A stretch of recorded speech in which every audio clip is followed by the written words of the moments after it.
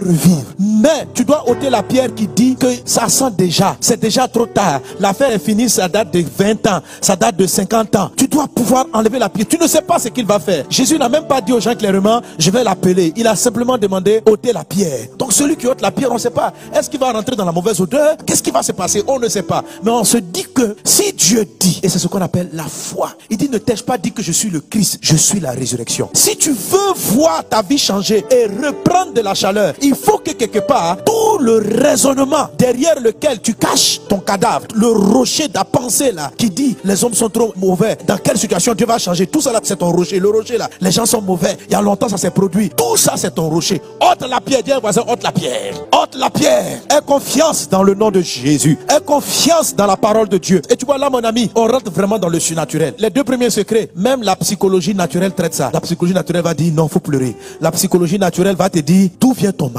Et les psychologues, ceux qui guérissent l'âme, ils vont te dire dis-nous. Et puis tu commences à te confesser, à parler. Ils vont te localiser le problème. Ça c'est un truc standard dans toute guérison de l'âme. Mais les deux étapes qui arrivent, ça relève de la foi. Ça relève simplement de la folie de Dieu. Et c'est là qu'on rentre dans le surnaturel. Mais ça a besoin que tu crois dans le Dieu du tout est possible. Le Dieu de l'impossible. Le Dieu qui dit je suis la résurrection. Je suis la vie. C'est ce côté-là tu dois oser faire. Tu dois avoir confiance en Jésus pour franchir cette étape. C'est facile de franchir l'étape numéro 1. Pleurer, ça c'est trop facile. Dire où on a mal, c'est facile. Mais croire l'impossible, là, c'est ce qu'il te faut pour passer au surnaturel. Sinon avec les étapes numéro 1 et 2, tu vas pardonner, ta vie va continuer à avancer, ça sera bien. Mais tu ne peux pas revenir à ce que tu étais. Tu ne peux pas être mieux que ce que tu as été. Tu as pleuré, mais Dieu va te donner une joie que même dans le passé tu n'en avais pas. Le Jacob qui est venu après sa résurrection, parce que Jacob a été ressuscité lorsqu'il a cru dans la résurrection de Joseph. Jacob lui-même l'a repris vie. Son onction est passée à un autre niveau. Ta vie va passer à un autre niveau. Si quelqu'un t'avait arraché ta dignité, Dieu va te donner après la résurrection une dignité beaucoup plus grande. Mais si ton âme n'est pas restaurée, comment pourras-tu avoir une dignité plus grande? À la limite, tu vas avoir à peu près ce que tu avais avant. Mais Dieu peut faire plus. Si tu as perdu la joie dans le mariage